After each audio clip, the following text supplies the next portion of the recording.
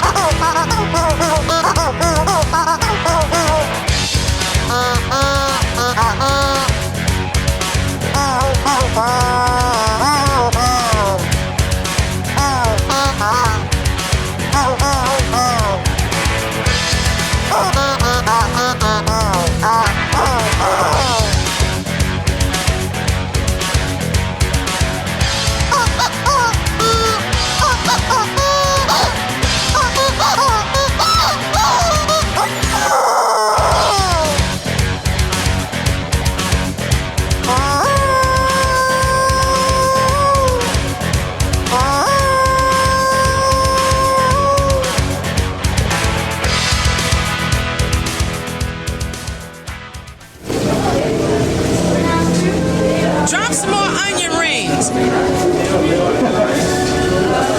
Charlene, get your up here in the front. These people are waiting too long. Who's covering the drive-through? Hi, welcome to White Castle. May I take your order, please? Nights at White Castle,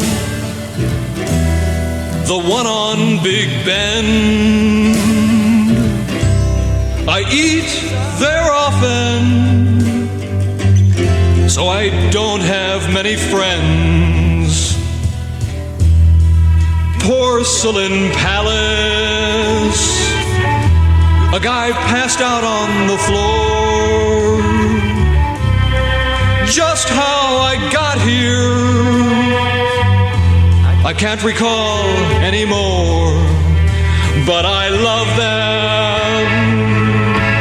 Yes, I love them. Oh, how I love them. Oh, how I love those belly bombers with mustard and cheese and all the good stuff with onions and the buns loaded with grease. Yes, and the cheese fries. God, I love the cheese fries. Breathe deep before you consume. A smell like no other fills up the room. Zombie-like people in lines that don't end, each having only loose change left to spend. A drunk in the parking lot pulls out a gun. Lonely man ordered some fries but got none. The grease from the meat has soaked into the bun. Senior citizen comes down with the runs. Cold-hearted waitress who's been working all night cooks up the patties that we'll eat in one bite. The onions are gray, the pickles are white. I'll have 12 belly bombers, 4 fish and a Sprite, and then a blood transfusion. Ray, somebody threw up in the bathroom. Welcome to White Castle. Can I have your order, please? Yeah, I'll take 2 cheeseburgers, 2 fish with cheese, a cheese fry, and a Coke with cheese. I'll have 50 White Castles and a small Coke. Is that for here or to go? Yeah. That'll be $1.09. Ha ha ha! There be John Hewlett's nights at White Castle. Now let's go right into, oh, what it be? Bananas at large, the 30-point buck. I mean, isn't it some spring hunting that we might be having? And spring is surely upon us with the snow flying from the sky. What else could it be but spring? Let me tell you that. And you know, it's not so much the heat, is it the gosh darn humidity. And then, you know when you sit there in the bed and you're just sweaty, you know, and you go to reach for the water on the nightstand and you slide right out of bed and the wife says, "Stop making so much noise, you're waking me up, go to sleep." Well, let me tell you, times like that make me think about moving up north, you know. Good idea. Yeah, I'd do it too. Of course, then I couldn't watch the Packers. You know, the Packers are... Gosh, I like the Packers. I'd do anything for the Packers. Who can forget Vince Lombardi, you know? Back in the glory years. Not me, boy.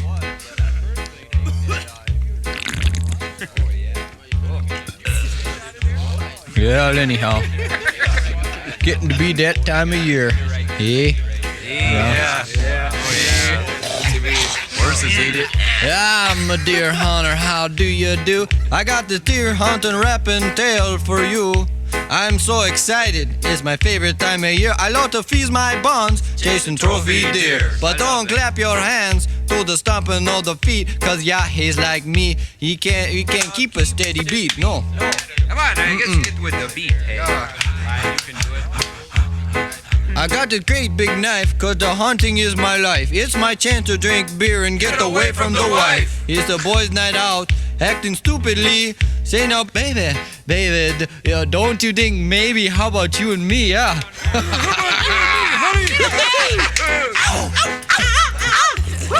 Well, we partied all night, never made it to our bunks, and I was sitting in the tree stand on a 3-day drunk. Wind was blowing 45, temp 30 below. I was freezing to death, then it started to snow. So I got down from the tree stand, start heading for the truck, and that's when I seen it there. The 30-point buck. 30-point buck. 30-point buck. 30-point buck. 30-point buck. Well, he was 8 foot tall, weighed 12,000 pounds. With every step there was a shaking of the ground. He was so rutherful, so beautiful. Strutted right out of my dreams. He was created by God, just for outdoor magazines. Now I'm not much for thinking, no I don't do it often, but I had an idea. Yeah, what was that? To put that 30-pointer right in his coffin. Yeah. Get him there, Clyde. I believe it when I see it here, bud. 30-point buck. Couldn't get to my grenades. Yeah, right. The howitzer was in the shop. My stomach was tied into a monkey knot. Yeah, my only hope was Betty Lou. She was the one. A combination AK-57 Uzi Raider laser triple barrel double scoped heat-seeking shotgun.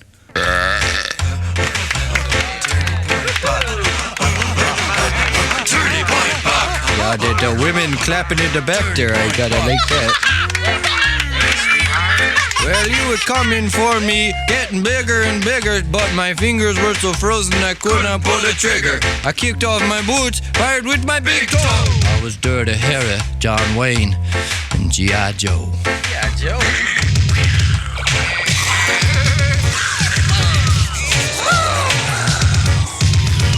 Now that 30-point buck was only 10 feet away, still I couldn't seem to hit him, and he wouldn't run away. And after 20 minutes, when the smoke cleared, there were hunters on the ground in the world's biggest deer standing tall and proud. He looked at me and yawned, and then a flash of white, and there he was, gone. Oh, it's all right, Clyde. Don't worry about it.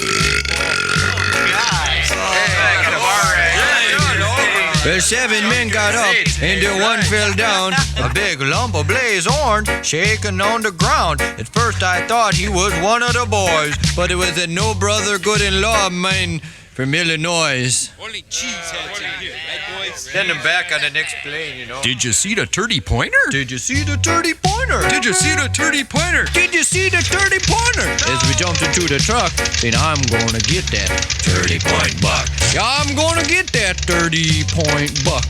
I'm gonna get that 30-point buck. 30-point buck. 30-point buck. 30-point buck. 30-point buck. Hey, there he goes! I'm gonna get that 30-point buck. Yeah, I'm gonna get that 30-point buck. The last thing I do, I'm gonna get that 30-point buck. I'd like to talk a little bit about baseball and football.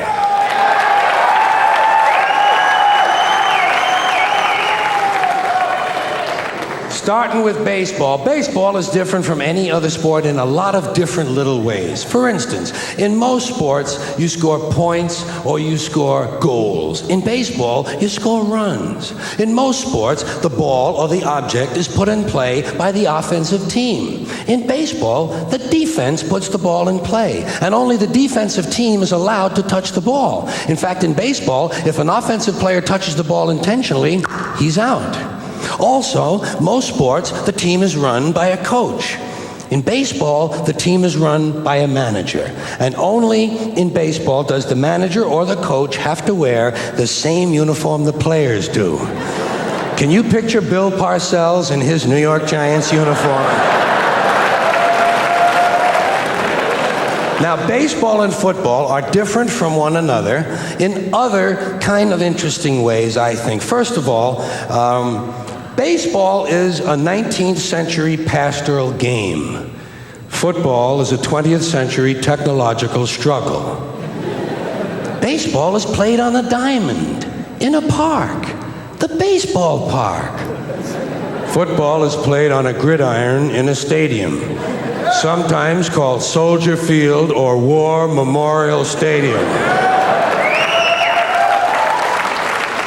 Baseball begins in the spring, the season of new life. Football begins in the fall when everything is dying. In football, you wear a helmet. In baseball, you wear a cap. Football is concerned with downs. What down is it?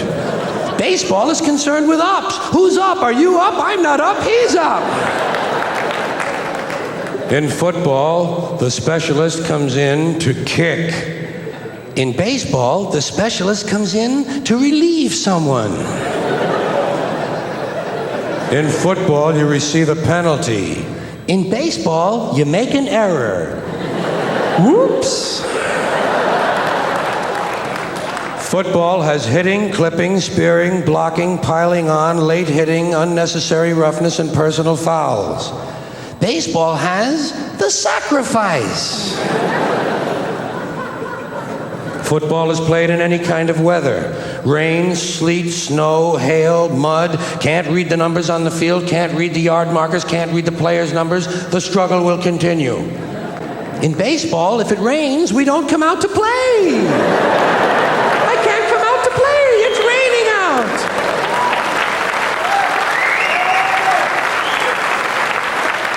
Baseball has a 7th inning stretch. Football has the 2-minute warning. Baseball has no time limit. We don't know when it's going to end. We might have extra innings. Football is rigidly timed, and it will end even if we have to go to sudden death.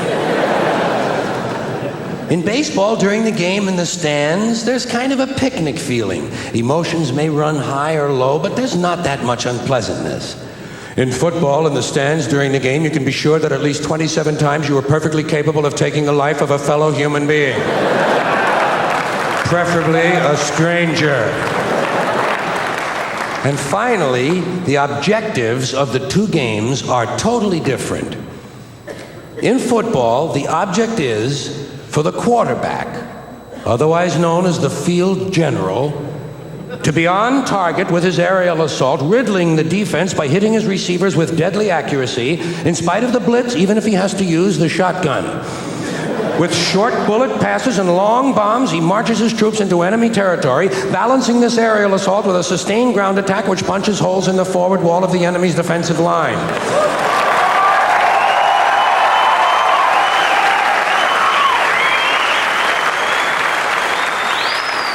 In baseball, the object is to go home and to be safe.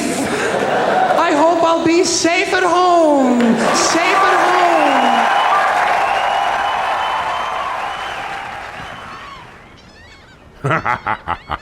Aye, there be no place like home. George Carlin, baseball versus football. I'd seen it be springtime. Hey, what you be asking for? You can slide in the mud all you want, just so long as it ain't raining. We'll be cutting a commercial about now, and when we return, it'll be, well, all kinds of fun. Often we have vintage commercials to start out our commercial breaks, and then we go to the serious sponsors. But this week, because we've got the Heroes and Villains Con coming up in Cortland, I'm doing a little commercial that helps everyone know or remember. So that's in there. So that is, well, you'll understand when you be hearing it. Ahoy there! Come join us this Saturday. Happy right. This Saturday, April 2nd, from 11 a.m. to 4:30 p.m., right there at the Heroes and Villains Con, located right at 75 East Court Street, Cortland, New York. It's a nice little get-together shindig, and I'll be there, and a couple of the crew shall be too. So come by, say howdy, and say a request. And if you do a request, we'll give you a free button. That's how it works. You give a request, a free button, and no charge to get in the door. That'd be right, Heroes and Villains Con, this April 2nd, 11 a.m. to 4:30 p.m., right here in Cortland, New York. You can find out more about it right there on the Book of Face, Heroes and Villains Con.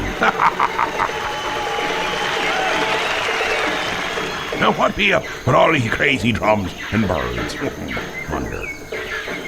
Squatch Den. Hey, la chinga! Hey, man, look it over here! Oh, wow, man. Oh, is that? Oh, wow, man. Check it out, man. Is that a vinyl store? Totally awesome, man. I haven't seen a vinyl store in a long time, man. Oh, wow.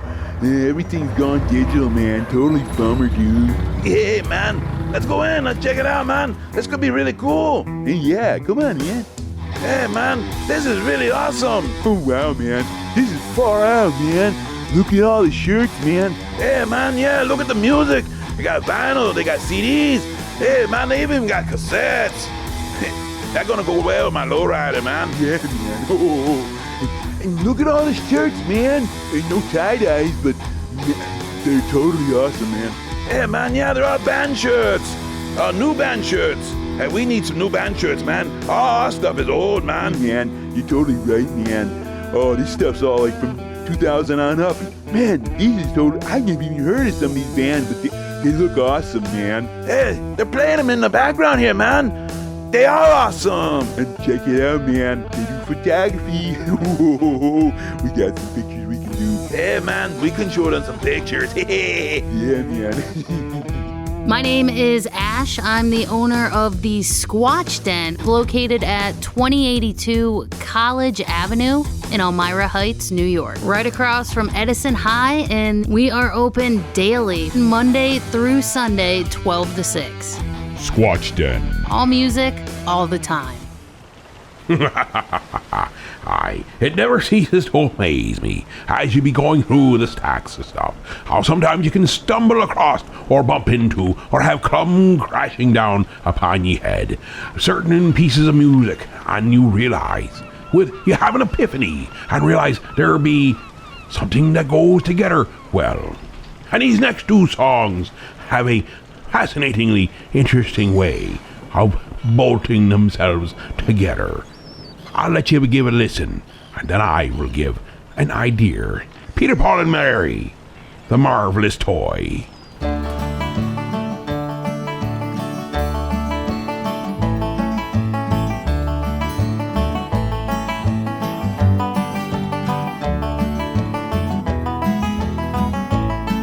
When I was just a wee little lad, full of health and joy, my father homeward came one night and gave to me a toy.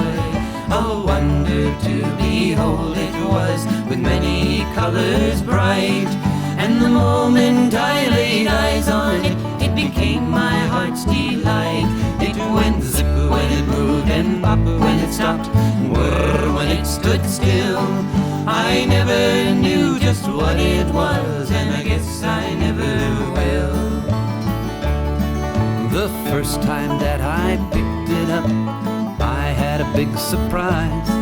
'Cause right on the bottom were two big buttons that looked like big green eyes. I first pushed one and then the other, then I twisted its lid. And when I set it down again, here is what it did. It went zip when it moved and when it stopped and when it stood still. I never knew just what it was, and I guess I never will. It first marched left and then marched right, then marched under a chair. And when I looked where it had gone, it wasn't even there. I started to cry, but my daddy laughed 'cause he knew that I would find. When I turned around, my marvelous toy would be chugging from behind. When it moved and when it stopped and when it stood still, I never knew just what it was, and I guess I never will.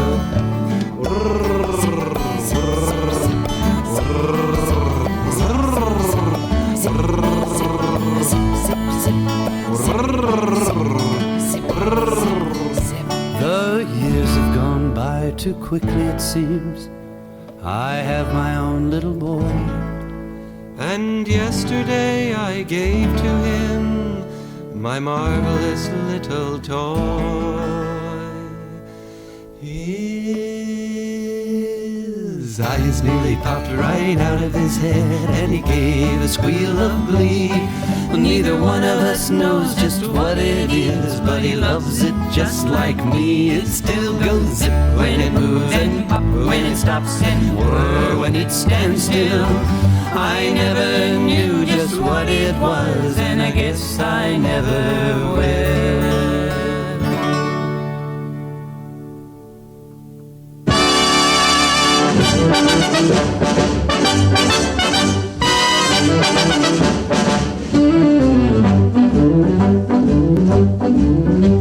While I was walking down the beach one bright and sunny day, I saw a great big wooden box a-floating in the bay. I pulled it in and opened it up, and much to my surprise, ooh, I discovered a right before my eyes. Ooh, I discovered a right before my eyes. I picked it up and ran to town as happy as a king. I took it to a guy I knew who'd buy most anything.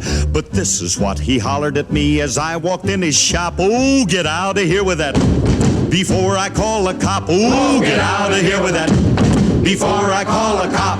I turned around and got right out a running for my life, and then I took it home with me to give it to my wife. But this is what she hollered at me as I walked in the door. Oh, get out of here with that, and don't come back no more. Oh, get out of here with that, and don't come back no more.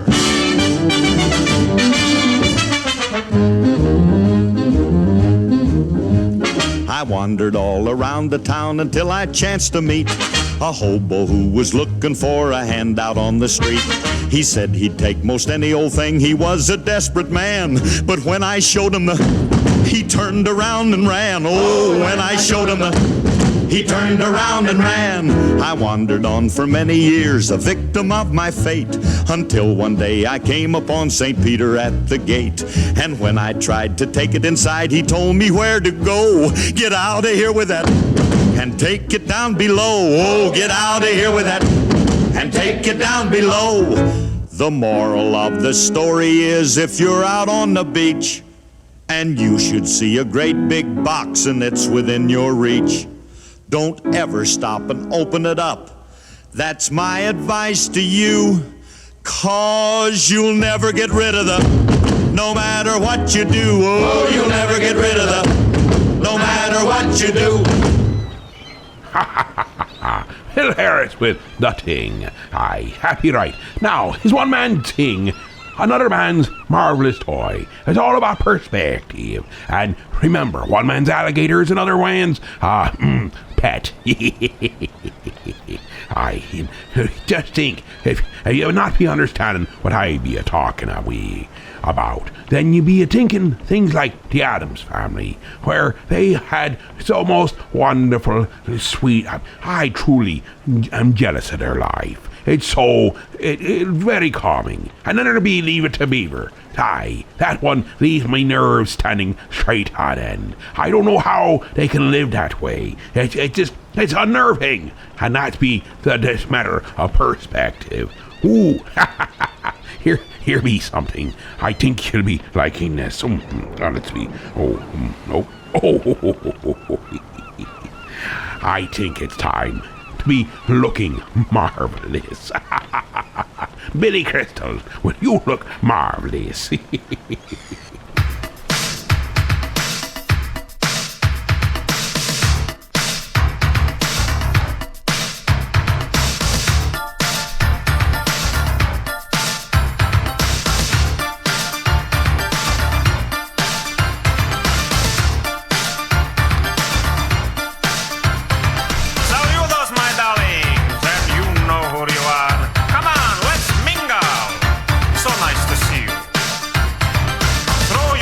into the air like Cichoris and Fred Astaire. Let's crazy on us. Just looking into your eyes, darling, I can tell that you have the legs of a dancer. So bring those legs and the rest of your body over here and be Nando's private prancer. Darling, I got to tell you something. And I don't say this to everybody. You look marvelous. Absolutely marvelous. You know, my dear, my father used to say to me, Nando, don't be a schnook. It's not how you feel. It's how you look. He was marvelous. But you, darling, you look marvelous. Absolutely marvelous. And this is from my heart, which is deep inside my body. It's better to look good than to feel good. Get down. Fernando. Darlings. Who's marvelous? Try me. Cyndi Lauper. Marvelous. Tina Turner. Still marvelous. Jane Meadows. Steve's marvelous. Grace Jones. Humongous. Cher. Marvelous. Marvelous. Vanity. Marvelous. Apollonia. Ditto. Madonna. Her belly button is absolutely marvelous. I'm about to lose control, and I think I like it. Oh look, there's Sting looking for his last name in the dip. I am what love is all about. I've got American teeth and a Spanish mouth. Please, hold me while I tango. So my dear, it's been a blast. You were not my first, you won't be my last. Ciao. I've got the mambo. Nothing lasts forever, darling. But it's not the end of the world. When I was fired by Paramount, there was still MGM. I love you young people today, with your rock and roll, like the Eddie Van Halen. Whatever. When I look into your eyes, darling, I see the reflection of me. Look at me dancing around in there. I look marvelous.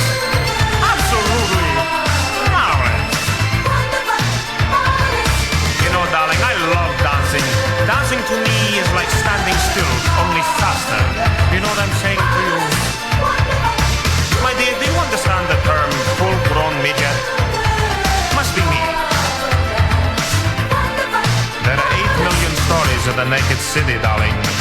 Let's be two of them. I'm kidding you. I'm a kidder. Let you and I go back to my private hideaway. You'll put on soft music. I'll put on my Spider-Man pajamas. And we'll do things I'm going to tell my friends we did anyway. Darling, I'm worried about the Cabbage Patch Kids. I mean, when they grow up, will they be confused that these people are not their real parents? If a train is leaving Chicago at 11 a.m. in the morning with 5,000 pounds of bluefish, and another train is leaving Phoenix at exactly the same time.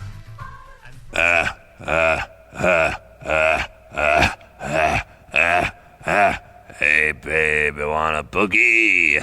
Boogie woogie woogie with me. Hey, babe, you want a boogie? Boogie woogie woogie with me. We can boogie over here, we can boogie over there. Come on, babe, we can boogie everywhere. Hey, babe, you want a boogie? Boogie woogie woogie with me.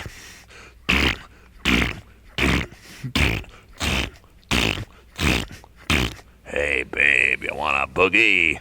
Boogie woogie woogie with me. Hey, babe, you want a boogie? Boogie woogie woogie with me. We can boogie in the house, we can boogie in the yard. Come on, baby, it ain't very hard. Hey, babe, I want a boogie woogie woogie with me.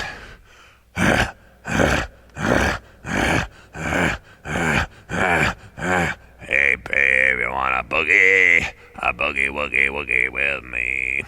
Hey, babe, you want a boogie woogie woogie with me. We can boogie in the living room, boogie in the den. Come on, baby, let's do it all again. Hey, babe, I want a boogie woogie woogie with me.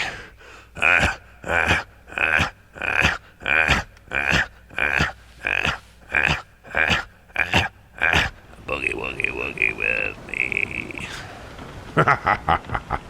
John Hartford there with Boogie with me. Aye. Aye, that's a classy kind of people you run into from time to time. Now, another type of classy people. Mr. Tim Hawkins with a dissertation on toilet paper. Folks, I believe God has given us a beautiful world to live on. I really do. We should do our very best to take care of it. That's not a joke. There's only so far we can go. Some people, you just need to chill. Turn it down a couple of notches. I understand your heart. Man, I had one guy in my face recently. He was just in my face. This is what he said verbatim in my face. He goes, man, we are killing the planet, dude. We are totally killing this planet. We only need to be using 1 square of toilet paper. That's all we need is 1 square of toilet paper. How? 1 square, what, to dab my brow? What are you getting done with 1 square? How efficient are you? What are you, a Smurf back there? How big are you, Dad? You keep using 1 square. I'm gonna keep wrapping around my hand like a beehive, dude. That's how we do it in Missouri. We wrap it around. That's right, I'm making a white boxing glove over here. I don't want to get anywhere near me. I don't know where I've been. It's gross. 1 square mile. I just knocked out a Costco aisle, dude. That's how much I need. I'm making cotton candy over here, bro. Understand that? I'm a life-size Q-tip before this session is over. 1 square. Man, I hope he's not a greeter at a church. Y'all, I'm hearing some of this for the first time, too. That's pretty funny. I'm sorry. Welcome to church. Thanks. Fist bump. Okay. Man. That's got to be a sign of the end of the times, doesn't it? There will be wars and rumors of wars and people using 1 square toilet paper.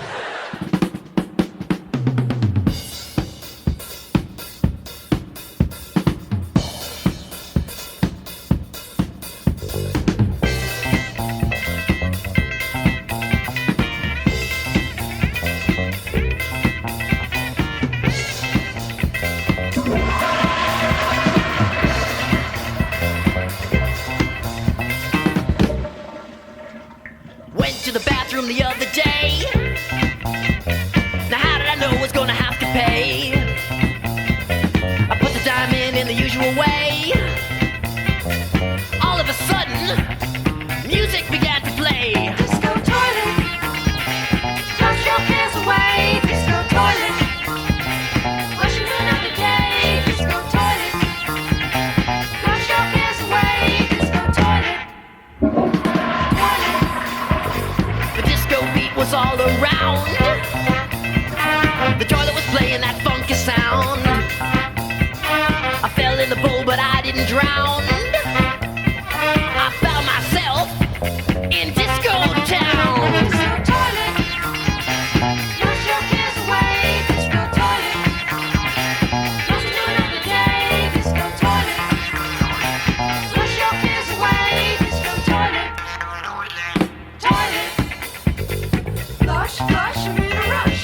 Flush, flush, I'm in a rush. Oh, flush out.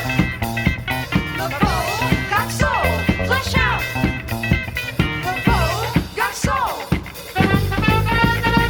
My friends were wondering where I'd gone. Disco toilet, They wondered what was taking so long. disco toilet, When they opened the door, they heard that bowl. disco toilet, They never seen a toilet with so much soul. disco toilet. Flush your cares away. Disco toilet, flush into another day. Disco toilet, flush your cares away. Disco toilet, disco toilet, flush your cares away. Disco toilet, flush into another day. Disco toilet, flush your cares away. Disco toilet, disco toilet.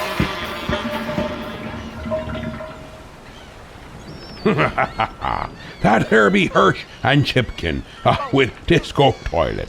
Aye, and that's about what it seems to be happening around here with Babushka and her crazy party she's got going on. Aye, if you weren't out to sea, you'd be afraid you'd be flooding half the town as many times that toilet's been a-flushing. Aye, it's disturbing to say the least, and I don't be knowing what they be doing, but it's been a ton of something. We'll be cutting the commercial right about now, and I will see if I can set in some more provisions to stay cooped up here in the hold. Or in the captain's quarters, maybe. But away from that insanity. Oi! Ahoy there! Come join us this Saturday. Happy right. This Saturday, April 2nd, from 11 a.m. to 4:30 p.m. right there at the Heroes and Villains Con, located right at 75 East Court Street, Cortland, New York. It's a nice little get-together shindig, and I'll be there, and a couple of the crew shall be too. So come by, say howdy, and say a request. And if you do a request, we'll give you a free button. That's how it works. You give a request, a free button, and no charge to get in the door. That'd be right, Heroes and Villains Con, this April 2nd, 11 a.m. to 4:30 p.m. right here in Cortland, New York. You can find out more about it right there on the Book of Face, Heroes and Villains Con. Now what be up with all these crazy drums and birds? Wonder. When last we left our courageous duo, they were off on a shopping foray, seeking out injustice. Oh, goody, sidekick! You're here! Right where I left you! The latest Beetle Bailey came in for me, and great Scott! That what den of dastardly villainy has just popped up, and now lays just beneath our very noses? What? Where? Right there! That duplicitous den of demagoguery, and it must be writhing with evil! For to hide that very reality, the villains made it bright pink, with really cute cupcakes painted on it too! Do you mean Bee's Sweets? The sweetest place in town? They've been there for months. I go there all the time while I wait for you, because you won't let me into Heroes. We'll need to figure out how to sneak in there, and discover what depths their nefarious plans have coalesced to. We may need disguises. We don't need to break in. We can just walk right in through the front door. They're open Tuesday through Friday, 7:30 a.m. to 3 p.m., and Saturdays, 8 a.m. to 4 p.m. They're not evil, not at all. Make any kind of artistic cake you can think of, and they taste great. Make all kinds of incredible pastries, too. And the macarons are always changing and beautiful as well as delicious. You can even find the flavors of the day by going to their Facebook page at Bee's Sweets. Bee's Sweets, huh? A strange name for a villainous hideout. Come, sidekick, let us go forth and further investigate this domicile of pinkness. Tune in next time as our kinked adventurers find themselves trapped with nowhere to run and are forced to decide between delicious macarons or delectable cupcakes, or face the wrath of the bakery delights from which no man can resist. B Sweets. It's the Pink Building located at 121 West 14th Street, in Elmira Heights, directly across from Heroes Comics. They're not evil, not at all. As I was thinking of this song, I find it appropriate that it be this night that they had it. I do believe I heard something about some Oscars. The only Oscars I give much care about be on Sesame Street, Oscar the Grouch. But they seem to have some silly little doodad. You can use it to pound in nails into the wall. But beyond that, care not a bit about it. But here's possible Oscar now with Talk Nerdy to Me.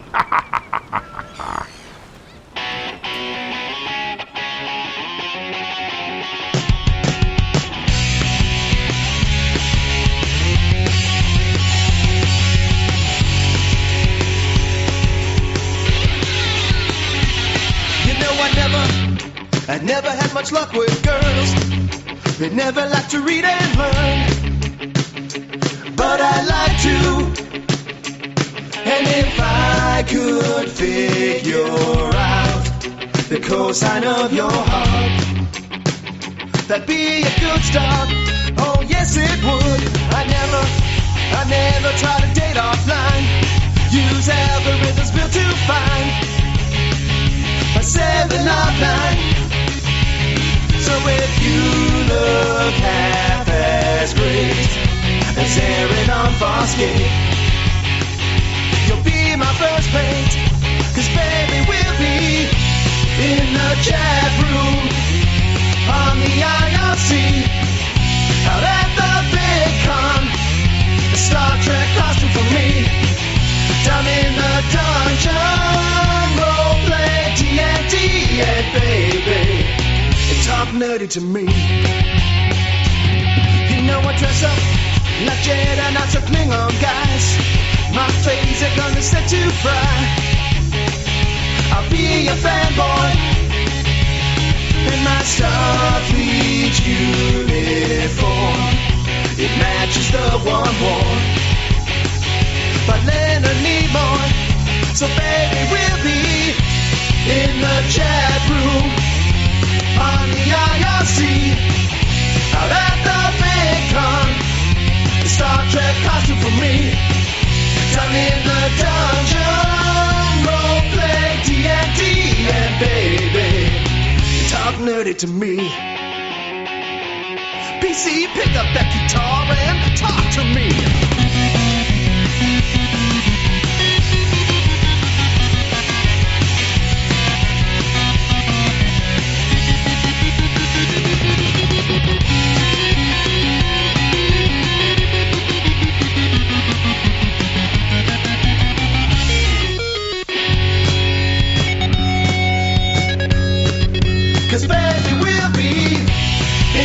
Chat room on the IRC, out at the big con, start the costumes for you and me, down in the dungeon, roleplay TNT, and baby, talk nerdy to me, yeah, and baby, talk nerdy to me, yeah, and baby, you know, talk nerdy to me.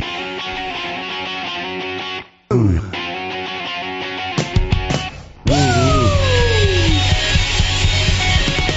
That's the way I like it, baby. Oh yeah.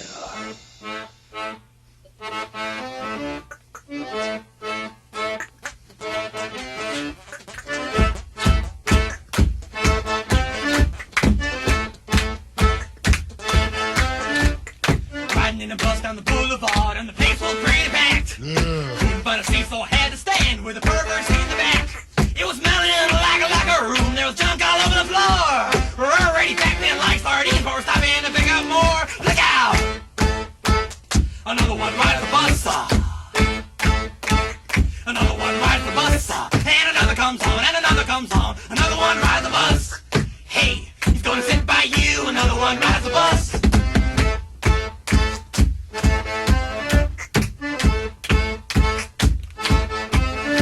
There's a suitcase poking me in the ribs. There's an elbow in my ear. There's a smelly old bum standing next to me. He hasn't showered in a year. Well, I think I'm missing a contact lens. I think my wallet's gone. And I think this bus is stopping again. Let a couple more freaks get on. Look out!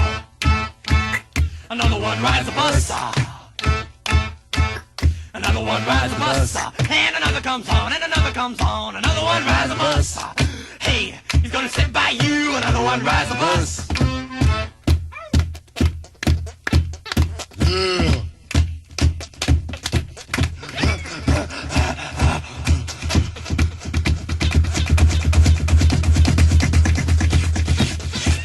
Another one rides the bus. Another one rides the bus. Oh, another one rides the bus. Hey, hey. Another one rides the bus. Hey, hey, hey, hey, hey, hey.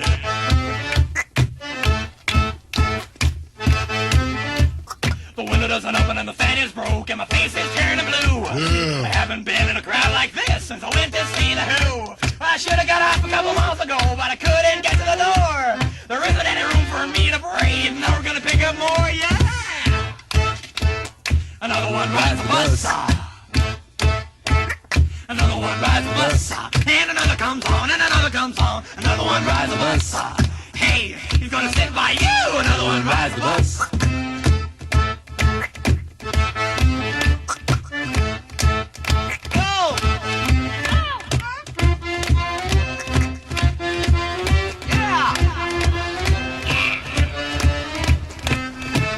That Herbie Weird Al Yankovic with another one rides the bus. Now, let's see what we have. Oh. Now, this is what I call a party. What be you wanting? Now, you're interrupting. Hey, Nudnik, has you seen my blender? Why, I be unknown where your blender be. Can't you be unknown where you at least be left in it the last time you be a-using it? I'm not sure where we left it. I ain't seen it since we made up that last batch gunpowder. Oh, yes. That was good catch of gunpowder. That it were. But what do you be needing it for now? We's gonna be drinking Moscow Mule. You don't be needing a blender to make a Moscow Mule. You just need to get a good shaking.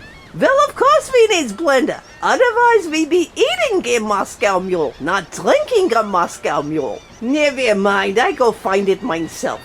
Should also probably find this strainer. Otherwise the fur gets caught in your teeth. It's time once again to Ask Dr. Science. So let's ask Dr. Science. That's me. Remember, he knows more than you do. That's right. Kermit Jones from Berkeley, California writes, Dear Dr. Science, if the world is shrinking and the universe is expanding, why are all my underwear torn? Your underwear leads an existence that is completely independent of this planet and the universe. I'm surprised you own underwear made of a fabric that can be torn. For years, I've worn the same pair of boxer shorts, made of the miracle fiber Dynel. These were standard issue for scientists back when we were working on the Our Friend the Atom project for the federal government. You can boil this underwear in acid and then dry it without a wrinkle, keeping a crisp, right-off-the-shelf look. I suppose I'll be buried in these boxer shorts, and they'll still look brand new, and this planet and the universe are just a memory. Thank you, Dr. Science. Send your science questions to Ask Dr. Science. Remember, he's not a real doctor. I have a master's degree in science.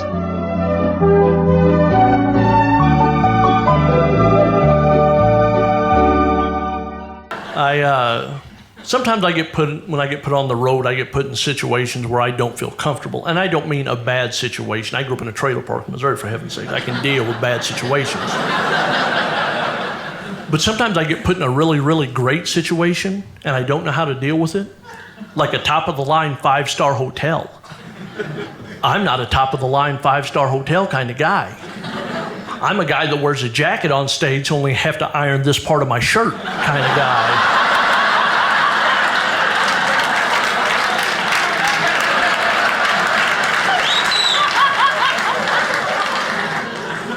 I don't like You know what a top-of-the-line 5-star hotel doesn't have? The complimentary breakfast. I need the complimentary breakfast. I don't care about the thread count on your pillowcases. I want some free waffles.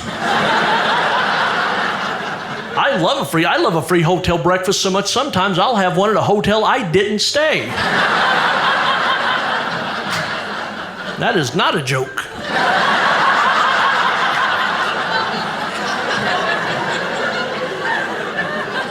So here's my story. I'm doing a corporate show for Pepsi in Chicago, a really, really good gig. And I pull up to the hotel. It's like part of the old architectural part of downtown Chicago. And I'm looking at this wondrous building. I'm like, oh man, I am not going to fit in this place at all. As I'm staring at the door to my truck opens, as I'm turning out the corner of my eye, I see somebody start to get in. So just out of reaction, I just turn and shove this guy. And he kind of stumbles backwards. I'm like, dude, what are you doing? He said, sir, I'm your valet. I was like, oh. But in my defense, I don't drive the kind of vehicle that you typically valet. I drive the kind of vehicle before somebody else gets in it, you need to start explaining things about it.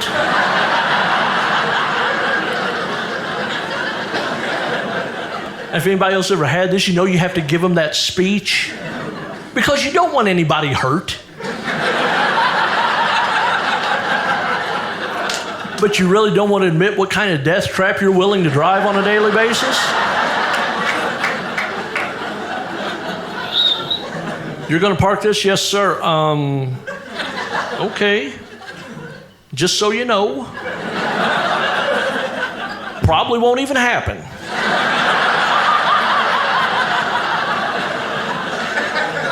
But occasionally, if you make a really sharp left-handed turn, and the defrost switch is slid all the way to the right, the back wheel pops off. Oh no.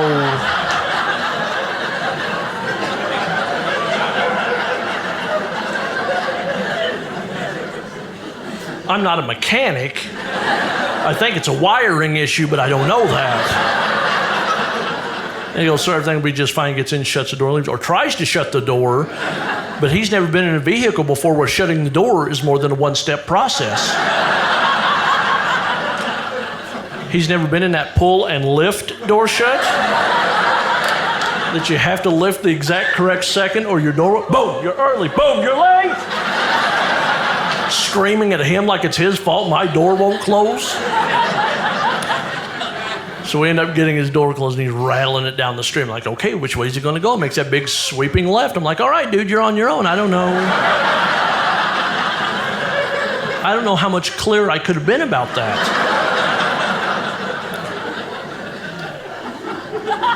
I go in and I try to check in. I was like, yeah, I'm the comedian doing the show tonight. She said, okay, perfect. She said, your room's ready. She said, I just need a credit card. I said, well, Pepsi was supposed to take care of my room. He said, no, Pepsi paid for the room. I just need your card for incidentals. I was like, oh, okay. I'm not going to have any.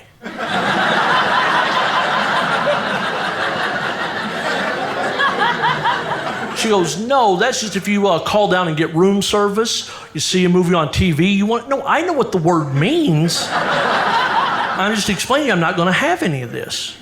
And she kind of looks around, making sure nobody's near, leans across the counter. She goes, well, it's kind of just pretend. What are you talking about? How about I pretend to hand you a card? You can make believe to swipe it if it makes you feel better, I guess. And I'll for real go to sleep. She said, I can't unlock your room without a card on file. Okay, here's my card. She runs. She goes, oh, I'm sorry, it was declined. My pretend charge just got rejected?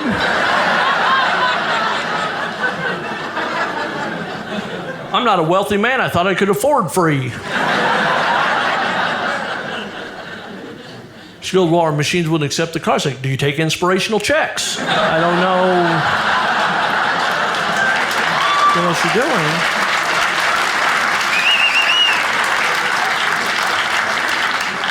She said, well, we don't charge the card, but we put an amount of a hold on it, and it wouldn't accept that amount. I said, how much was that amount? She said, $750. So do you think our machines are malfunctioning? Nope. I think those are working perfectly. I spit my card out quick, didn't I? I was watching. Those are pretty good machines. I mean, They ended up letting me in my room, which they did not have to do. Very nice of them. They didn't have to do that. And all the years I've ever done this, I had never received a call on the hotel phone. It's kind of weird. After a few minutes, my phone started ringing. I was like, hello? She said, yeah, this is Becky from downstairs. I was just wondering how your room looks. Have you never been up here?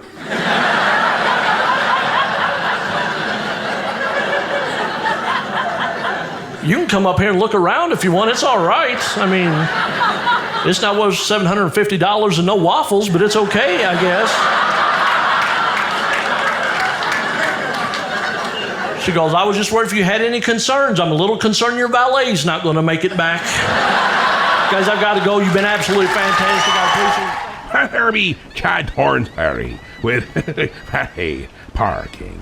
I can fully understand where he be a coming from when it be a coming to the valet parking. It'd be like when I pull into harbour and a dockmaster wants to be leading our ship to the nice little place and they send their patrols out to help us. I remind them I'm a pirate and I'm armed to the teeth and I do what I can to remind them to leave us be. Now, we like friends, and we're hoping we'll make some new friends, not dockmasters, but make some new friends there at Heroes and Villains Con. And we also make friends there on the Book of Face, the Captain's Quarters 106.5 group and page. Come join us there, the Captain's Quarters 106.5. Ahoy there!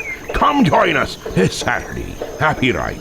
This Saturday, April 2nd, from 11 a.m. to 4:30 p.m., right there at the Heroes and Villains Con, located right at 75 East Court Street, Cortland, New York. It's a nice little get-together shindig, and I'll be there, and a couple of the crew shall be too. So come by, say howdy, and say a request. And if you do a request, we'll give you a free button. That's how it works.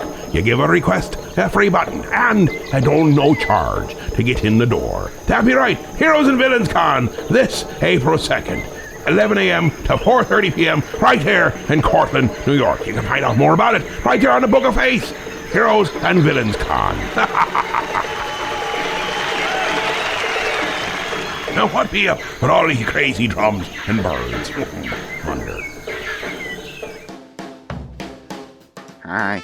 My name is Alfred Sneasley, and when I go to Heroes Comic Shop on 14th Street in Elmira Heights, New York, I'm always greeted with a big smile from Jared.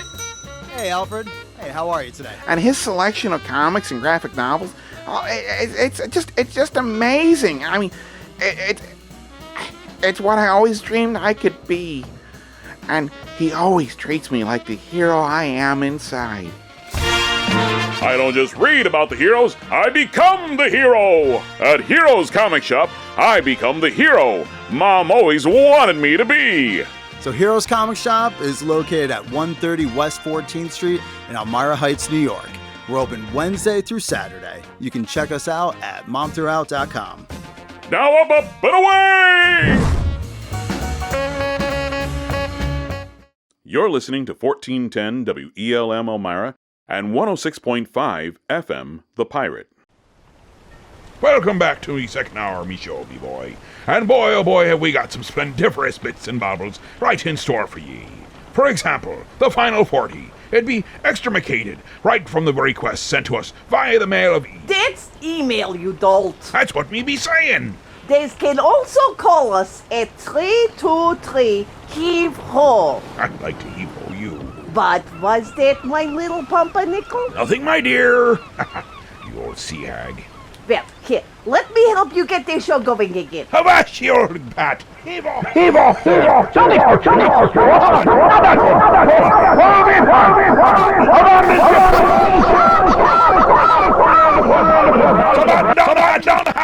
We're all doomed. Oh, that's better. See?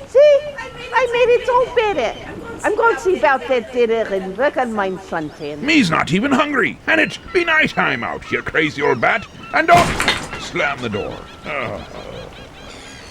Well, it seems that party is getting a little crazier and crazier the more that seems to be happening. And I think I'm safer and safer the far I stay down here. Don't be forgetting you can be calling 323-432-8346. Got me black licorice, and I got me root beer. I'm good for the evening. And all I can say, I'm going to stay safe down here. As I say, 323 heave-ho. 323-432-8346. Get in them our requests. Because we are definitely going to be needing to be daft as we can be, for the witching hour shall be upon us soon. Larry Vincent now with I Used to Work in Chicago.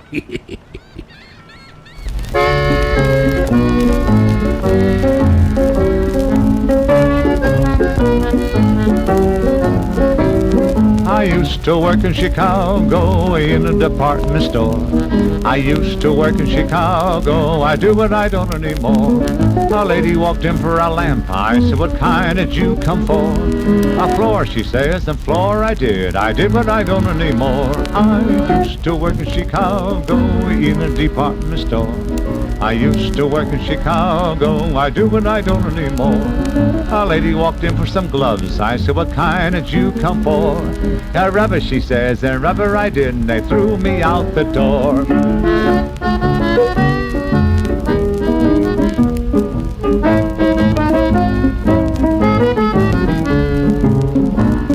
I used to work in Chicago in a department store.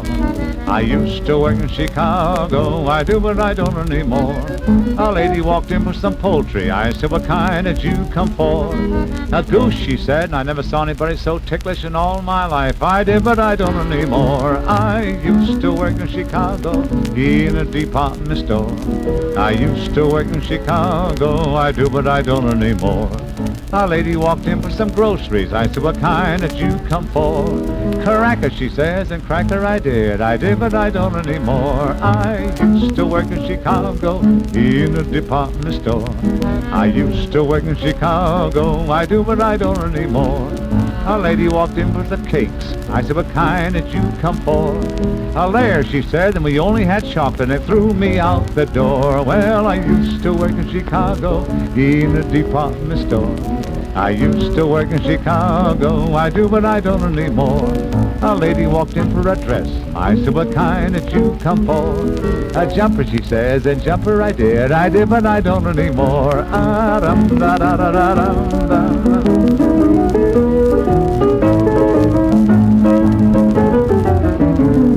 I used to work in Chicago in a big fruit store.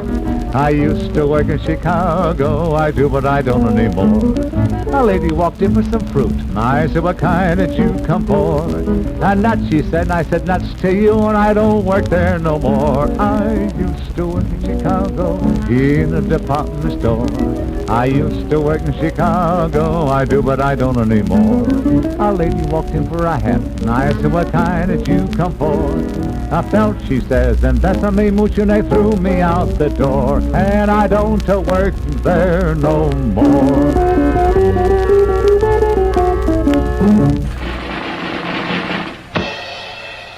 The Mayfair Music Hall is proud to present Mr. Tim Curry.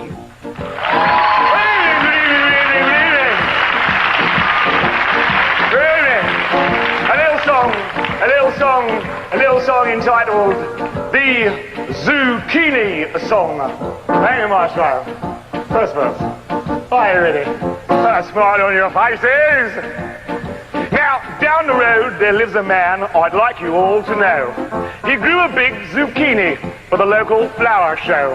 And when the story got around, they came from far and wide. And when they saw what he had grown, everybody cried. Oh, what a beauty. I've never seen one as big as that before. Oh, what a beauty. It must be 2 foot long or even more. Oh, it's such a lovely colour, so big and round and fat. I've never seen a zucchini grow quite as big as that. Oh, what a beauty. I've never seen one as big as that before. Hey, that's the first one. There's the second one.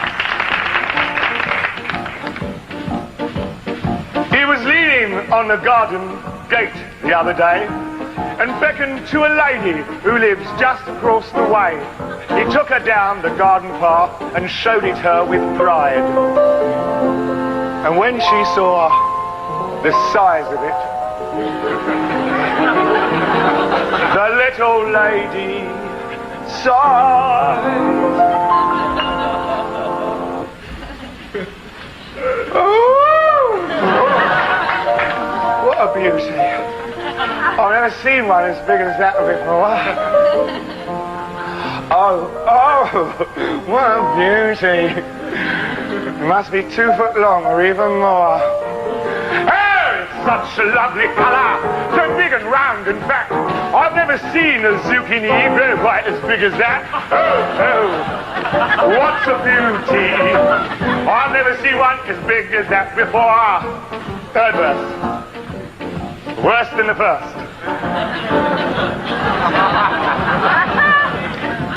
And then the flower show was held, and everybody went to see the huge zucchini lying there inside the tent. Soon the judges came along, and to give the prizes out, now they only took one look at it, and they began to shout. Now what did they shout?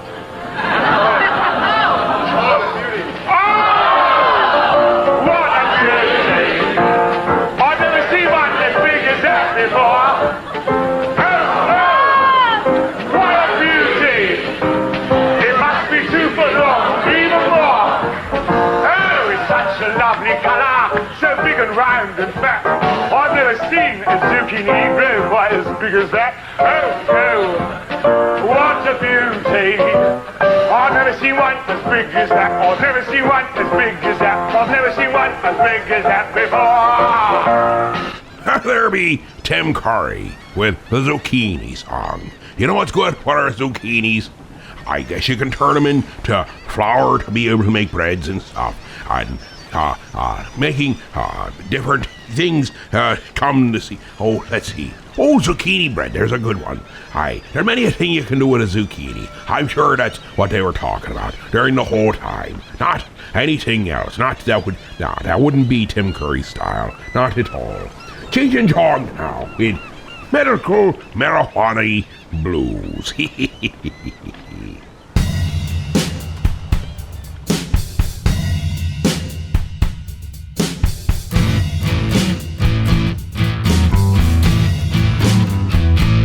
Don't need no dealer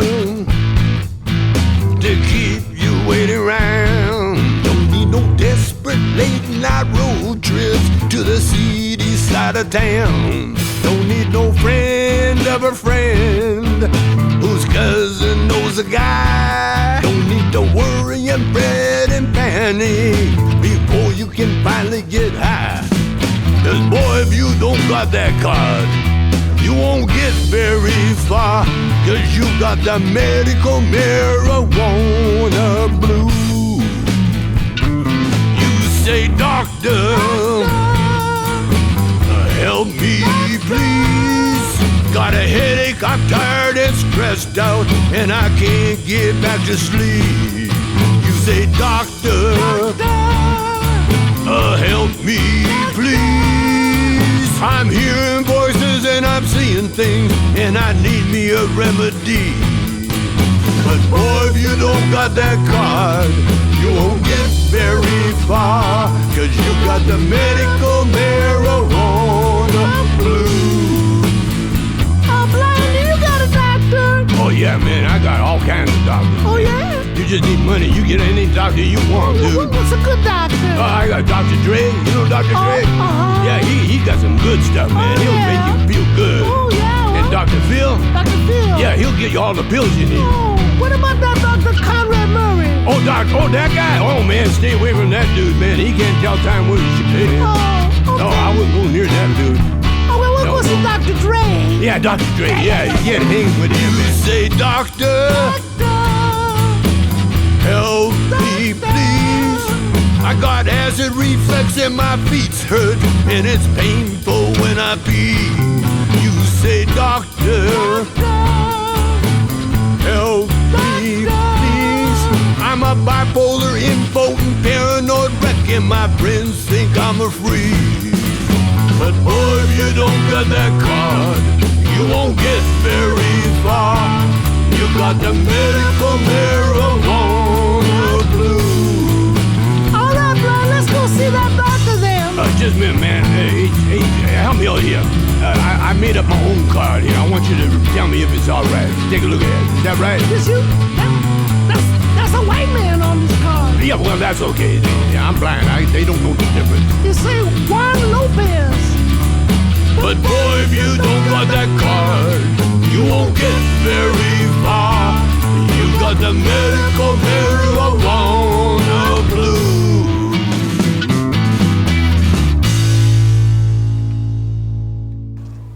Hello? Who is it? It is King Arthur, and these are my knights of the Round Table. Whose castle is this? This is the castle of my master, Guy de Luamba. Go and tell your master that we have been charged by God with a sacred quest. If he will give us food and shelter for the night, he can join us in our quest for the Holy Grail. Well, I'll ask him, but I don't think he'll be very keen. He's already got one, you see? What? He says they've already got one. Are you sure he's got one? Oh, yes, it's very nice. I told him we already got one. Well, can we come up and have a look? Of course not. You are English type, sir. Well, what are you then? I'm French. Why do you think I have this outrageous accent, you silly king? What are you doing in England? Mind your own business. If you will not show us the Grail, we shall take your castle by force. You don't frighten us, English pig dogs. Go and boil your bottom, sons of a silly person.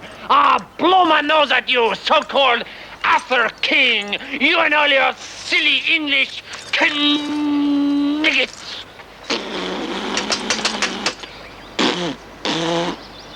What a strange person. Now look here, my good man. I don't want to talk to you no more, you empty-headed animal food trough whopper.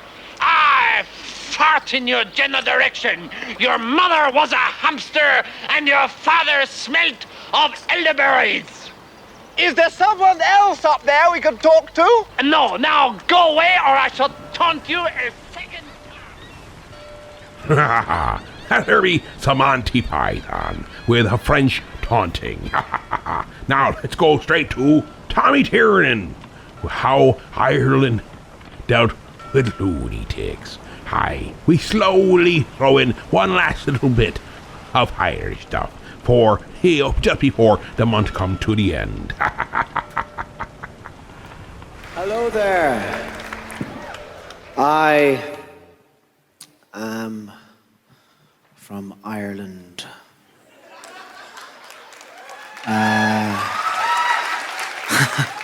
We are a country full of lunatics.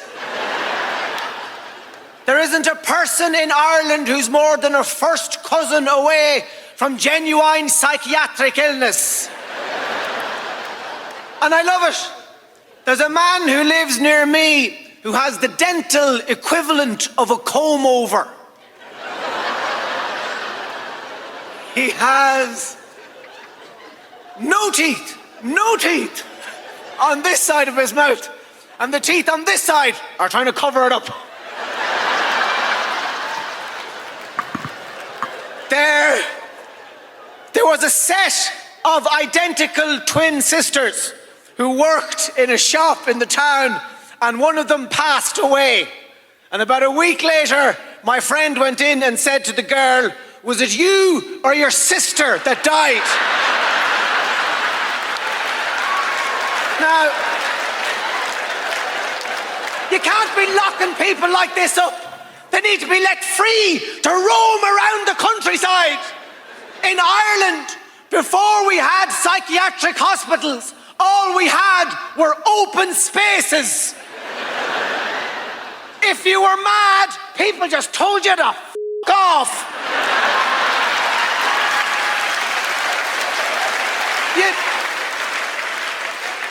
You'd spend the day running around a big field. You come back into town around 6 o'clock for a sandwich with the crusts cut off, 'cause you're mental. Never give a lunatic the heel of a loaf of bread. He'll take the eyes out of your head. And then back into the field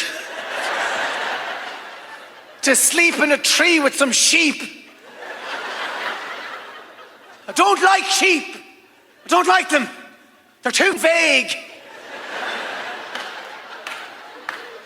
They're all blurry around the edges. Where does the sheep even begin? The biggest fright I ever got in my life was from a sheep. And when I say sheep, you don't even know how many I'm talking about. That's how vague they are. There could have been one or thousands. There was one. I was up a mountain in the wilderness. And I felt as if the wildness inside me was being mirrored by the wildness outside of me. And I felt at peace. So I let a few roars out of me. I opened up all my chakras. My Muladhara chakra was flapping in the wind. There was a sheep standing behind me. I didn't see him, but he waited till I was at my most vulnerable. And he went, meh. Well, I didn't run. I just wasn't there anymore. There are things that help, and there are things that don't help. You can't have pretty women reading the news. It's too distracting. How are you supposed to weep for Egypt if she's gorgeous with big false eyelashes? We know this in Ireland. We have a rough-looking woman reading the news. She's got a black eye and 3 missing teeth.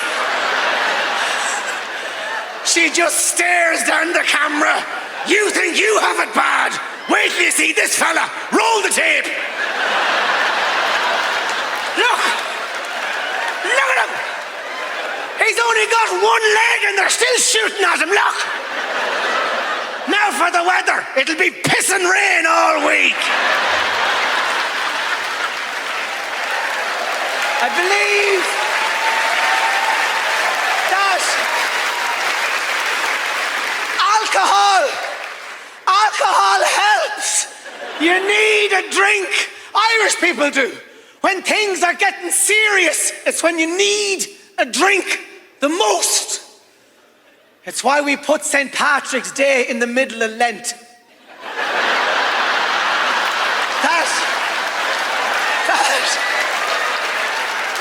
That wasn't a fluke. That's pure Celtic genius. We knew there was no way we were going to go 40 days and 40 nights on pancakes. We'd need a half-time during Ramadan, so we would. On St. Patrick's Day, Jesus himself comes out of the desert. Mother of God.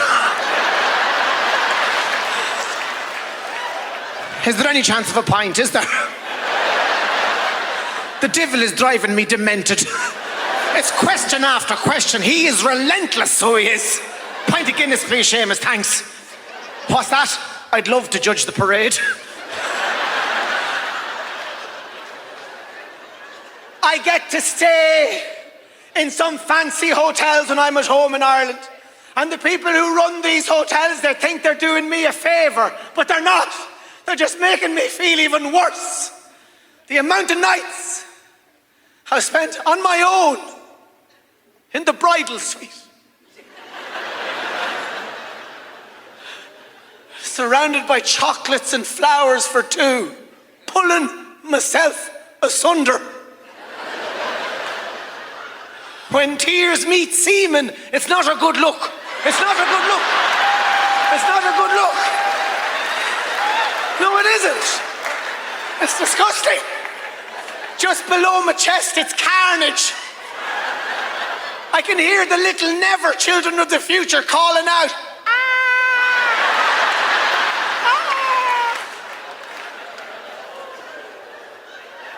I have a few mental health issues. I was diagnosed recently with a thing that wasn't an accurate diagnosis, but it served its purpose for a short time. Borderline personality disorder. Borderline. It doesn't mean that I almost have a personality. It means, according to a book, they think that I walk a thin line, a borderline, like a mental health refugee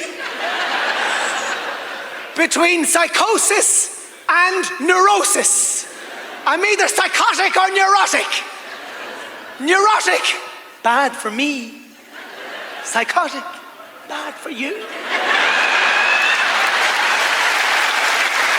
Basically, I'm not good on my own or with people.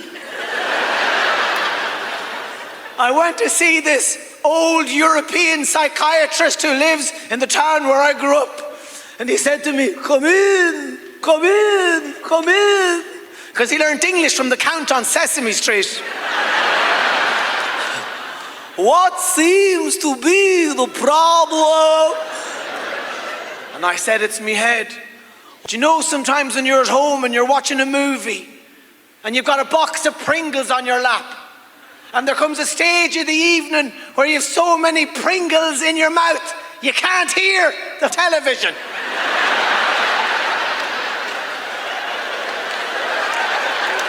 Well, c'est moi. He said to me, okay. I think you're very angry man. We have to find a way of letting anger out in safe place. I want you to bark like a dog. And I was there, woof, woof. And he hit me, bad dog. Bad dog, Tommy Tiernan, bad dog. And I don't know what came over me, but I turned into a big bad dog. I got so far into character, I couldn't get out of it. I pissed on his newspapers.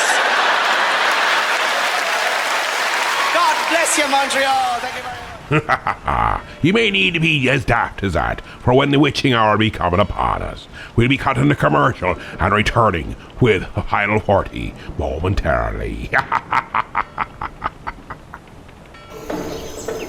Ahoy there!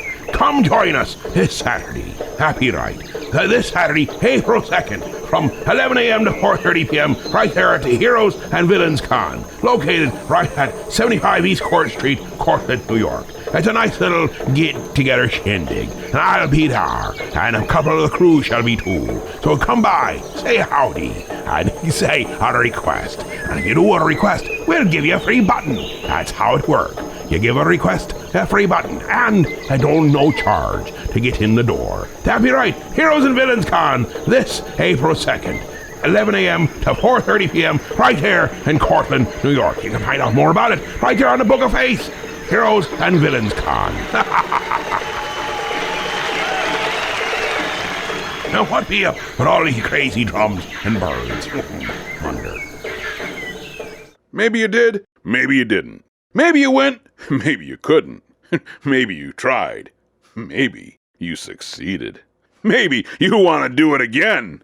Maybe this time you want to take a friend and cry out at the top of your lungs. Let's do the time for the day. You heard right! The Rocky Horror Picture Show with live action is coming back to the Elmira Drive-In on September 24th. So get your fishnets ready and be sure to get a seat at the front row and catch all the action firsthand. Don't be that person around the water cooler stuck listening to all the crazy stories about what everyone else did that weekend. Be the person telling the stories. Mark your calendars. September 24th at the Elmira Drive-In for the experience of a lifetime.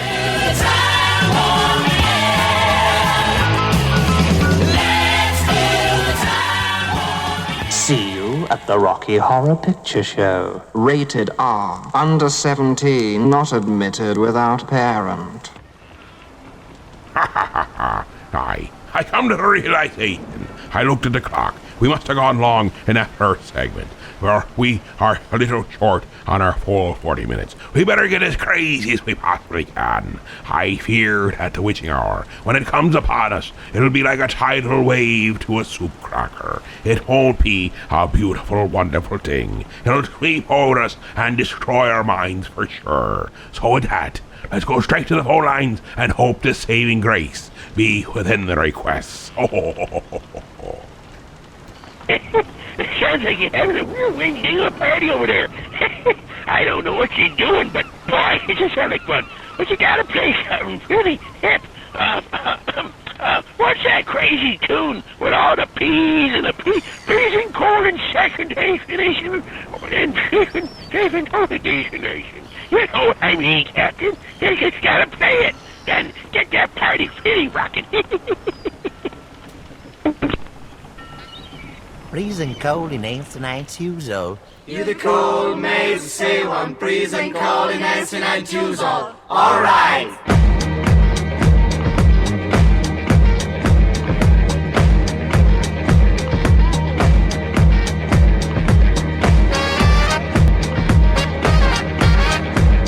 We the stay in the shoes now, and whole building scene in a whole red map, we get the color boss dying.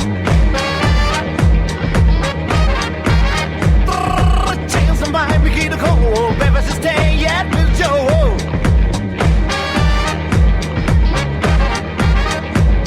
We don't stay in the shoes now, and whole building scene in a whole red maybe get the color boss dying. When it's the same range, you'll come be steen. You know, for some another just got babies a shame. You the cover not choose, not right, but not sure, hope, just getting along the cover, no time. Oh, but never sustain, like the shoes of my man. You would trust in the man, it's called the radio girls. Oh, Sunday.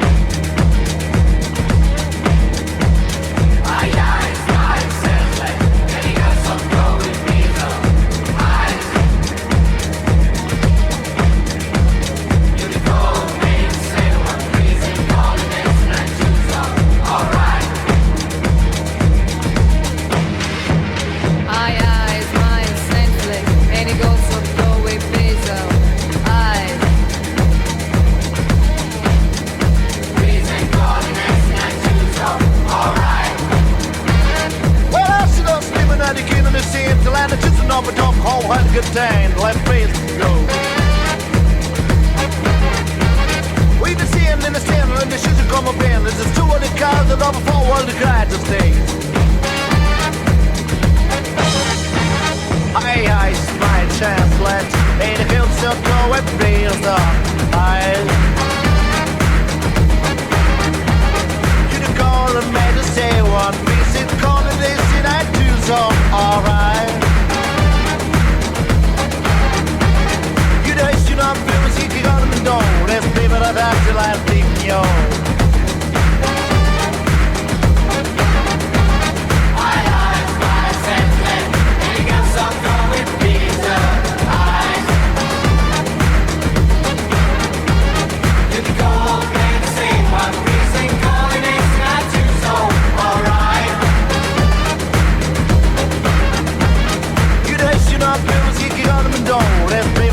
Till I think you're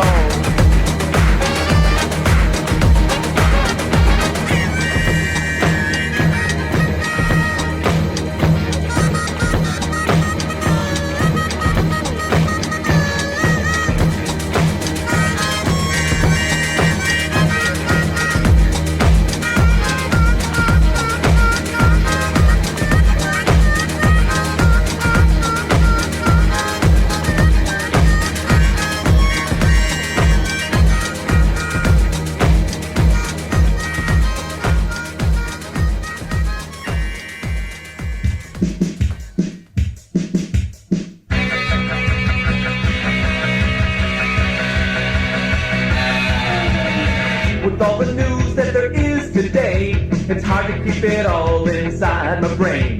Big Russian guys are dropping like flies. How can I remember all of their names? Now there's help, it's a brand new game. It's the ABCs of dead Russian leaders. The ABCs of dead Russian leaders. When you hear the letter A and drop off is the name to say. The letter B is next in line. Brezhnev's dead, so he'll do just fine. C is for Chernenko. It's the ABCs of dead Russian leaders. The ABCs of dead Russian leaders. It's the atheistic B, they're big shots. The communistic B, they're dead. They were Russian in life, Russian toward death. They read Russian books, they wore Russian dressing.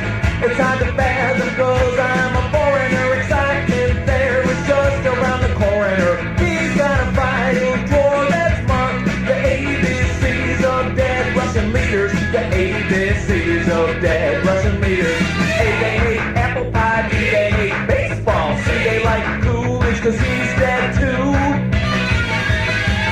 Ooh, Constantine and Yuri, just like that, they were gone in a hurry. Before them, there was Lenin, and his name was hard to rhyme until he started being dead. Gorbachev thinks he's home free because his name doesn't start with B. But it's my game, I can change it if I want to. I can make it the ABCG. Yeah. When you hear the letter A and drop off is the name to say. The letter B is next in line. Brezhnev's dead, so he'll do just fine. C is for Chernenko. It's the ABCs of dead Russian leaders. The ABCs of dead Russian leaders. The ABCs of dead Russian leaders. The ABCs of dead Russian leaders. Aye, that there be Mr. Tim Cavanaugh with ABC's Dead Russian Leaders. Make you wonder if we won't be adding P to the list short enough. That's another story for another day, and I don't be meeting pirates, but I do meet pirates in this here direction. George Harrison's The Pirate Song, requested from the Man of E. No, not the Man of E. From the Book of Face. That's what it requested from. Well now, ladies and gentlemen, the moment you've all been waiting for, Mr. George Harrison sings.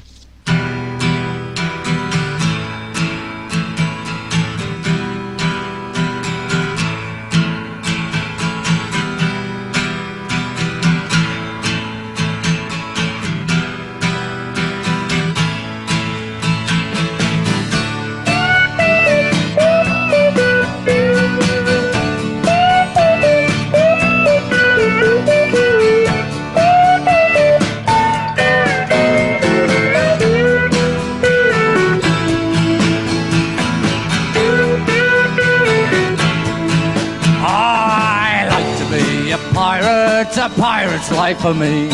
All my friends are pirates and they sang the BBC. I got a Jolly Roger, it's a black and white and fast. So get out of your skull and crossbones and I'm running up your mast. With the yo-ho-ho and a-ha-ha-dee-ha-ha-ho. Yo-ho-ho and a-ha-ha-dee-yo-yo-yo-yo.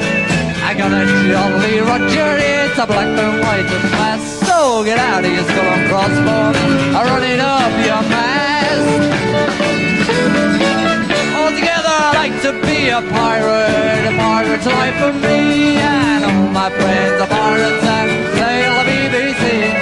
Got a Jolly Roger, it's a black and white fast. So get out of your skull and crossbones, running up your mast. I've been collecting stories that are told in the Soviet Union by their people among themselves, which reveal they've got a great sense of humor, but they've also got a pretty cynical attitude toward their system. And I told this one, Bill, you'll have to hear it again. I told it in the car. I didn't tell this one to Gorbachev. You know, there's a 10-year delay in the Soviet Union of delivery of an automobile. and only 1 out of 7 families in the Soviet Union own automobiles. There's a 10-year wait, and you go through quite a process when you're ready to buy, and then you put up the money in advance. And this happened to a fella, and this is their story that they tell, this joke, that this man, he laid down his money, and then the fella that was in charge said to him, okay, come back in 10 years and get your car. And he said, morning or afternoon?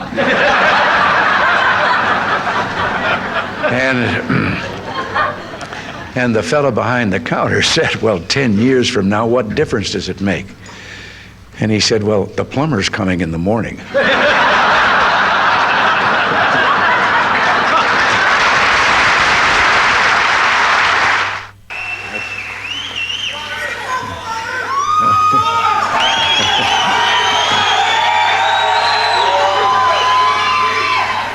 I just want to, I can't resist. I'm supposed to quit right here. But, yes.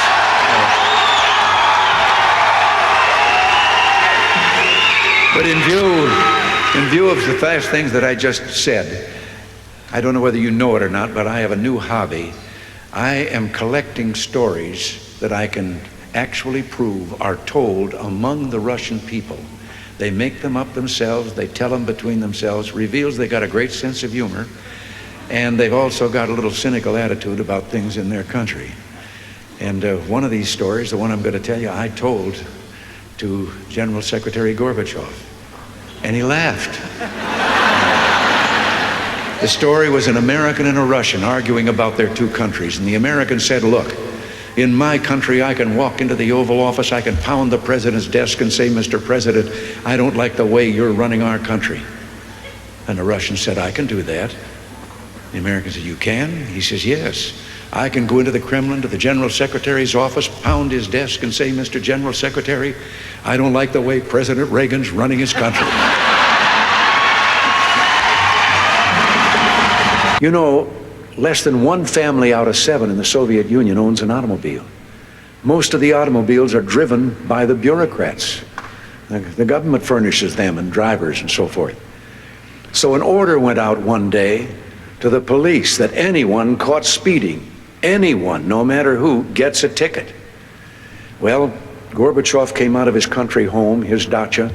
He was late getting to the Kremlin. There was his limousine and driver waiting. He told the driver to get in the back seat, he'd drive, and down the road he went. They passed 2 motorcycle cops. One took out after him. And pretty soon he's back with his buddy, and his buddy says, well, did you give him a ticket? And he said, no. Well, he said, why not? Oh, he said, to him, important. Well, he said, we're told to give anybody a ticket, no matter who it is. Oh, he said, no, this one was, I could. Well, he said, who was it? He said, I couldn't recognize him. But his driver was Gorbachev. One of the more recent ones that I heard was about the man walking along the street at night, Moscow. Soviet soldier called to him to halt. He started to run. The soldier shot him. And another man said, why did you do that? Well, he said, curfew. Well, he said, it isn't curfew yet. He said, I know. He's a friend of mine. I know where he lives. He couldn't have made it. I heard one about a fellow who went to the KGB to report that he lost his parrot. The KGB asked him why he was bothering them. Why didn't he just report it to the local police? Well, he answered, I just want you to know that I don't agree with a thing my parrot has to say. Which makes me think of a story. Everything makes me think of a story. About 3 dogs, an American dog and a Polish dog and a Russian dog. They were all having a visit, and the American dog was telling them about how things were in this country. He said, you know, you bark, and you bark long enough, and then somebody comes along and gives you some meat. And the Polish dog said, what's meat? The Russian dog says, what's bark?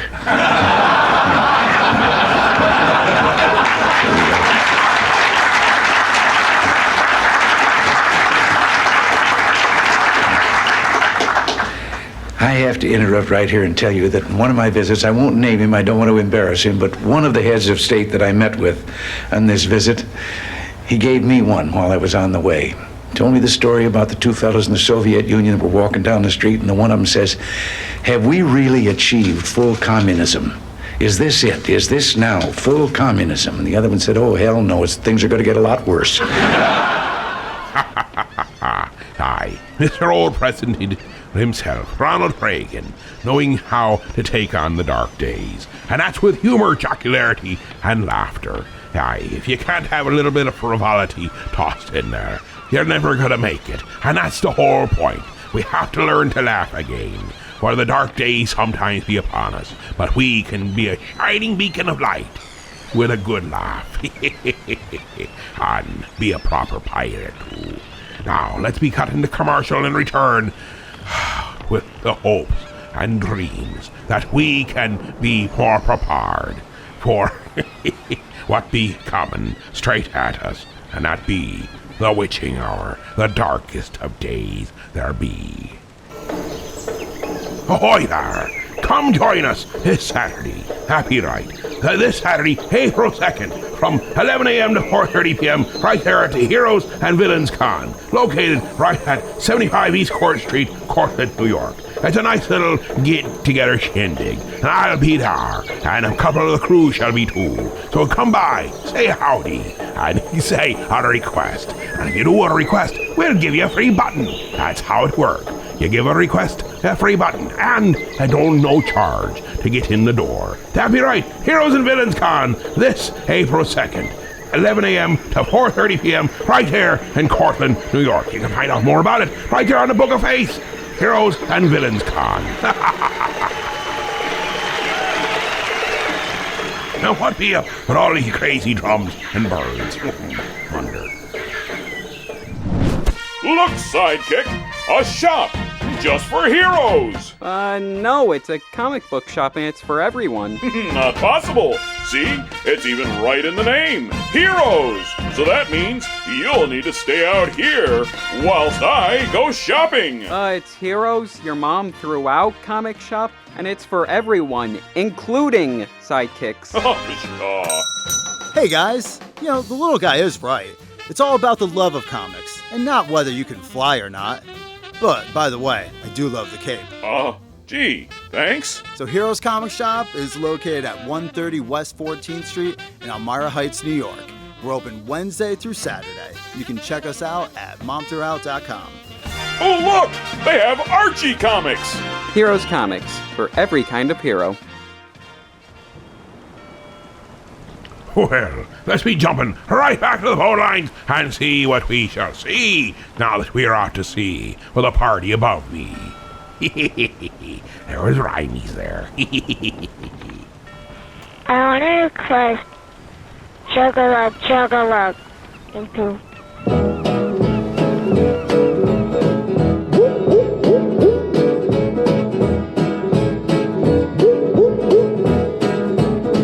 Chug-a-lug, chug-a-lug, make you wanna holler, howdy-ho, burns your tummy, don't you know?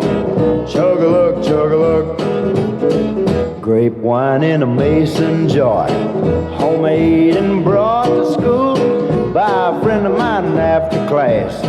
Me and him and this other fool decide that we'll drink up what's left. Chug-a-lug, so we helped ourselves. First time for everything, my ears still ring. Chug-a-lug, chug-a-lug, make you wanna holler, howdy-ho, burns your tummy, don't you know? Chug-a-lug, chug-a-lug, 4-H and a FFA. On a field trip to the farm, me and a friend sneak off behind this big old barn where we uncovered a covered up moonshine still. And we thought we'd drink our fill, and I swallowed it with a smile. I run 10 miles, chug-a-lug, chug-a-lug, make you wanna holler, howdy-ho, burns your tummy, don't you know? Chug-a-lug, chug-a-lug, jukebox and sawdust floor, something like I ain't never seen. Heck, I'm just going on 15, but with the help of my finagling uncle, I get snuck in. For my first taste of sin, I said, let me have a big old sip, right on a double backflip. Chug-a-lug, chug-a-lug, make you wanna holler, howdy-ho, burn me, don't you know? Chug-a-lug, chug-a-lug, chug-a-lug. Now, in the laid-back California town of sunny San Rafael, lived a girl named Pearly Sweetcake. You probably knew her well. She was stoned 15 of her 18 years, and her story was widely told that she could smoke 'em faster than anyone could roll. Well, her legend finally reached New York, that Grove Street walk-up flat, where dwelt the Calistoga Kid, a beatnik from the past. He'd been rolling dope since time began. Now he took a cultured toke and said, "Jim, I can roll 'em faster than any chick can smoke." So a note gets sent to San Rafael for the championship of the world. The kid demands a smoke-off. "Well, bring him on," says Pearl. "I'll grind his fingers off his hands. He'll roll until he drops." Says Calistoga, "I'll smoke that chick till she blows up and pops." So they rent out Yankee Stadium, and the word is quickly spread. Come one, come all who walk or crawl. Tickets just 2 lids ahead. And from every town and hamlet, over land and sea they speed. The world's greatest dopers with the world's greatest weed. Hashishers from Morocco, hemp smokers from Peru, and the Shashniks from Bagun who smoke the deadly Pugaru, and those who call it light of life, and those that call it boo. See the dealers and their ladies wearing turquoise lace and leather. See the narcos and the closet smokers puffing all together. From the teenies who smoke legal to the ones who've done some time, to the old man who smoked reefer back before it was a crime. And the grand old house that Ruth built is filled with the smokes and cries of 50,000 screaming heads, all stoned out of their minds. And they play the national anthem, and the crowd lets out a roar as the spotlight hits the Kid and Pearl, ready for their smoking war. At a table piled up high with grass, as high as a mountain peak, just tops and buds of the rarest flowers, not one stem, branch, or seed. I mean a Maui, Wowie, a Panama red, Acapulco gold, keef from East Afghanistan, and that rare Alaska cold. And there's sticks from Thailand, Gange from the island, and Bangkok's bloomin' best, and some of that wet importer that capsized off Key West. There's Oaxacan tops, and Kenya Bang, and Riviera floors, and that rare Manhattan silver that grows down the New York sewers. And there's bubbling ice cold lemonade, and sweet grapes by the bunches, and there's Hershey bars and Oreos, in case anybody gets the munches. And the Calistoga Kid, he smiles, and Pearly, she just grins, and the drums roll low, and the crowd yells, "Go, go, go!" And the world's first smoke-off begins. Well, the kid, he flicks his fingers once, zap, that first joint's rolled. Pearl takes one toke with her famous lungs, and whoosh, that roach is cold. Then the kid, he rolls his super bomb that would paralyze a moose, and Pearl takes one mighty hit, and that bomb's defused. And then he rolls 3 in just 10 seconds, and she smokes him up in 9. And everybody sits back and says, "Hey, this just might take some time." See the blur of flying fingers, see the red coal burning bright, as the night turns into morning, and the morning fades to night, and the autumn turns to summer, and a whole damn year is gone, and the two still sit on that roach-filled stage, smoking and rolling. With trembling hands, he rolls his J's, with fingers blue and stiff. She coughs and stares with bloodshot gaze and puffs through blistered lips. And as she reaches out her hand for another stick of gold, The kid, he gasps. Damn it, there's nothing left to roll. Nothing left to roll, screams Pearl. Is this some twisted joke? I didn't come here to around. Man, I come here to smoke. And she reaches across the table and grabs his bony sleeves and crumbles his body between her hands like dried and brittle leaves, flicking out his teeth and bones like useless stems and seeds. And then she rolls him in a zigzag and lights him like a roach. And the fastest man with the fastest hands goes up in a puff of smoke. In the laid-back California town of sunny San Rafael lives a girl named Pearly Sweetcake. You probably know her well. She's been stoned 21 of her 24 years, and her story is still widely told how she still can smoke 'em faster than any dude can roll. While off in New York City, on a street that has no name, there's the hands of the Calistoga Kid in the Viper Hall of Fame. And underneath his fingers, there's a little golden scroll that says, beware of being the roller when there's nothing left to roll. That there be Shel Silverstein's The Great Smoke-Off.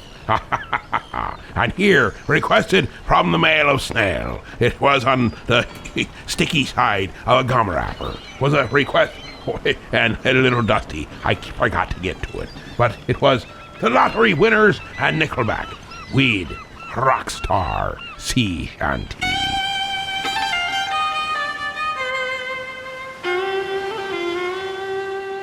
I'm through with standing in line to pubs I'll never get in. It's like the bottom of the ninth and I'm never gonna win. Life hasn't turned out quite the way I want it to be. Tell me what you want. I want a huge sail that'll hold the squalls and a big black ship with some cannonballs. Don't wanna join Davy Jones 20,000 leagues under the sea. So how you gonna do it? I'm gonna trade this life for fortune and fame. Might even grow my beard and change my name. We all just wanna be big rock stars, living hilltop houses, driving 15 cars. The girls come easy and the drugs come cheap. We all stay skinny cause we just won't eat, and we'll hang out in the coolest bars and the VIPs with the movie stars. Every good gold digger's gonna wind up there, every playboy bunny with a bleached blonde hair. And we'll hide out in the private rooms with the latest dictionary and today's who's who. We'll get you anything with that evil smile. Everybody's got a rum dealer on speed dial. Hey, I wanna be a rock star.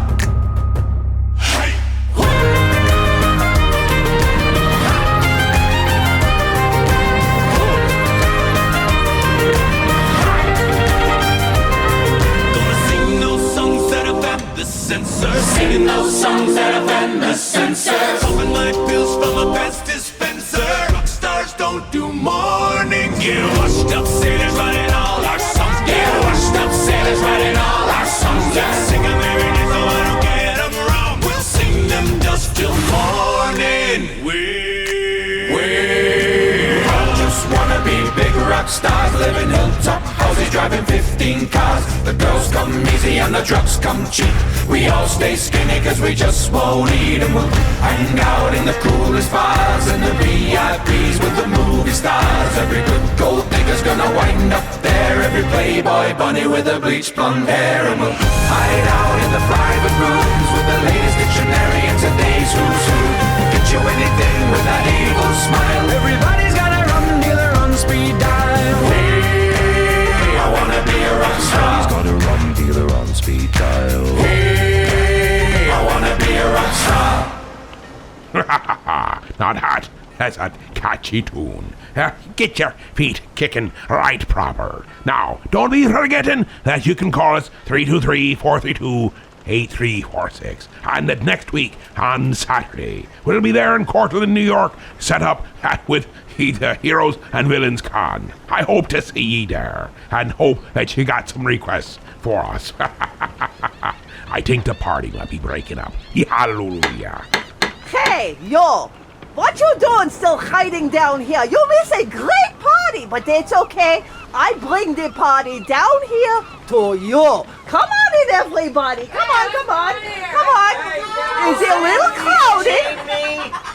little crowded? But I figure you need some company, and we needs to sing. So, we sings now. In the town where I was born, lived a man who sailed to sea, and he told us of his life in the land of submarines. So we sailed up to the sun till we found the sea of green, and we lived beneath the waves in a yellow submarine. We all live in a yellow submarine. A yellow submarine. A yellow submarine. We all live in a yellow submarine. A yellow submarine. A yellow submarine. And our friends is all aboard. Many more of them live next door. And the band begins to play. We all live in a yellow submarine. A yellow submarine. A yellow submarine. We all live in a yellow submarine. A yellow submarine. Yellow submarine. Full speed ahead, Mr. Boatswain! Full speed ahead! Full speed ahead, dear Sergeant! Cut the cable! Drop the cable! Aye, sir! Captain!